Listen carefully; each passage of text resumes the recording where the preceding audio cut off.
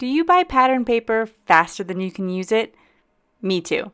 Hi, I'm Jess from JessCrafts.com, and I'm here to help you make the most of your crafty supplies and time. So let's get making.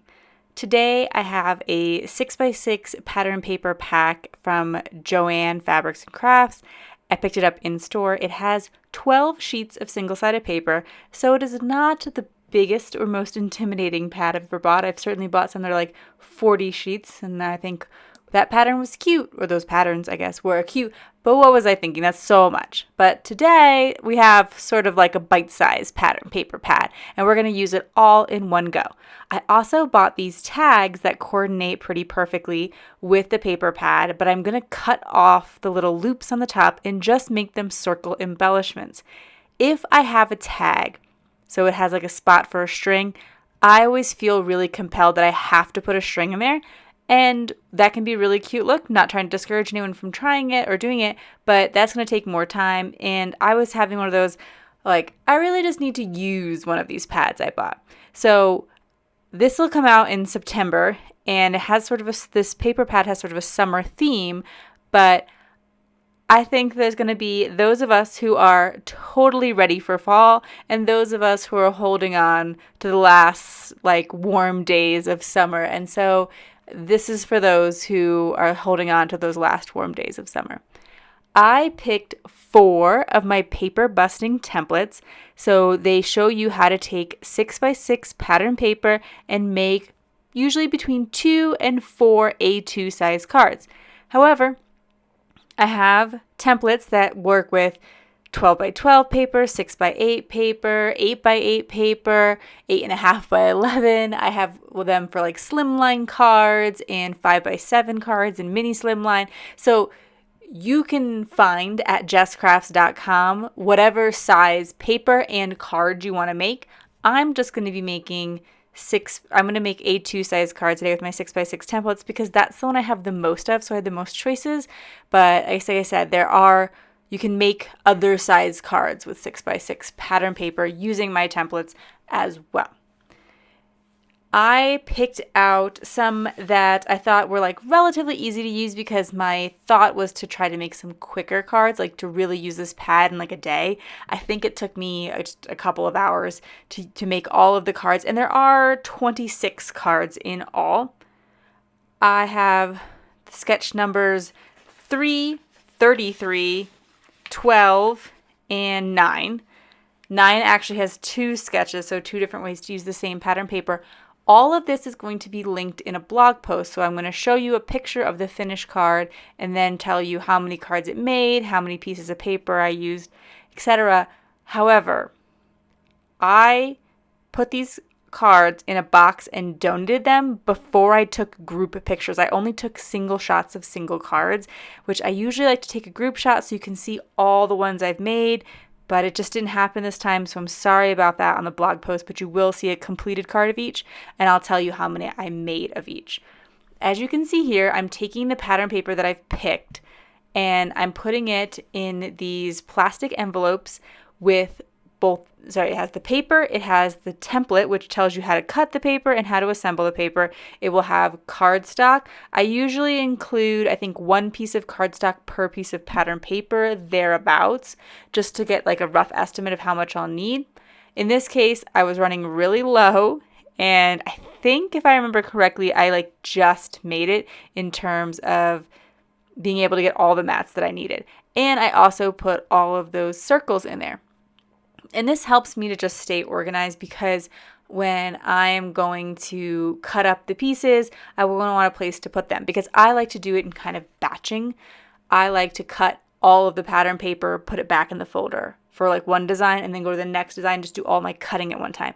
Then I cut all my mats, or sometimes I cut my pattern paper in mats, but I just do all of my paper trimming at one time and then all of my assembly at one time. As you can see here, I'm actually able to cut more than 1 piece of pattern paper. So I picked 4 sheets of pattern paper for sketch number 3, and I'm cutting 2 sheets at a time. Honestly, this paper is on the thinner side, so I probably could even cut 4 sheets with my guillotine trimmer at one time, but the more sheets I try to cut at once, the little bit less accurate my guillotine trimmer gets because the paper starts sliding on each other. I generally recommend about 2 sheets as my top, unless they're very thin, and then you can get some more. And then I actually recommend 1 piece of 110-pound cardstock. If you like to use like the 65-pound weight from Michaels for your cardstock mats, you probably could do 2. But the thicker cardstock, you really probably only want to cut 1 piece at a time.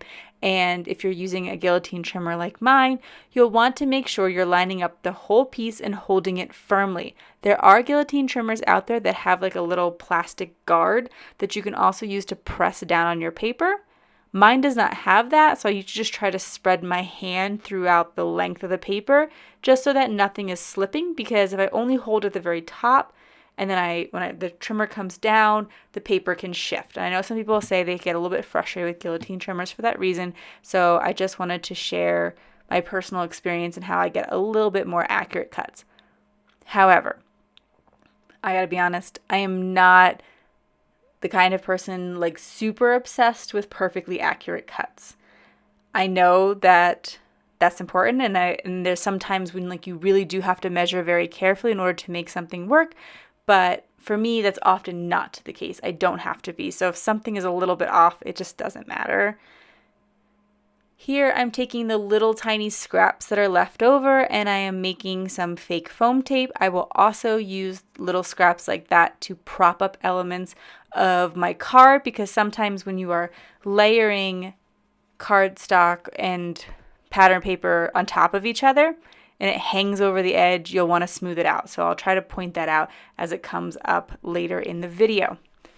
Since I am sharing a bunch of my templates today, I also did want to take a quick second to mention that I have a Patreon where you can go to support my templates, because I offer my templates for free for everyone, because at this point I want to be able to make sure that a lot of people have access, and those who want to donate their cards can use these designs. I want to be able to be as supportive of the community as possible, and so instead of charging for individual templates, I started a Patreon, and I am hoping that some people will come over and support me that way. It's kind of like a YouTube channel membership, but I just thought that some people might be more comfortable or familiar with Patreon, so that is the route that I went. Also, it helps me to share templates early, so sometimes you can download the PDF before I release it, and then you have that early access. So that was the easiest way for me to find out how to do that for those who might want a little perk to go with their support. All right, I'm working on sketch number 3. It calls for 2 rectangles, and it's a horizontal or landscapes oriented card.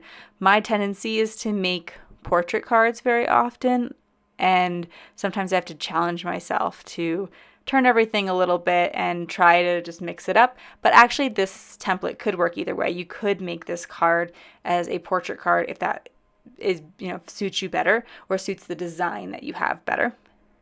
This orientation though will allow you to use directional pattern paper. So in this case, those bathing suits have a direction. They have a clear top and bottom of the of the piece of paper. And so this sketch works well for that. And in general, I tried to keep that in mind because I knew that there was several pieces of pattern paper in this collection where direction did matter. For sentiments, I pulled in a Tailored Expressions summertime set that allows you to stamp a bunch of sentiments and then cut them all out at the same time. I had first put down this watermelon circle, and then it was just so busy with being a pattern on a pattern, so I went back and I used my scraps to cut out a piece of pink paper for a mat around it. But when I put it on top of the more solid blue, I didn't use a mat. So I wanted to show you both of those examples. But that's always something to consider, is if you might need a few extra mats here and there depending on your embellishments. I find, though, that most paper pads have a good mix of like more solid and then more heavily patterned papers. And so if I have a single-sided pattern paper like the one today, and I want to combine 2 patterns, I tend to pick a more solid and a more heavily patterned paper and mix them together. Not a strict rule, and you don't need to mix patterns. If you have single-sided paper like I am working with today, there are plenty of my sketches that look great without having to have two sides or two patterns to go with it. Here's an example of where I'm using some extra cardstock to prop things up.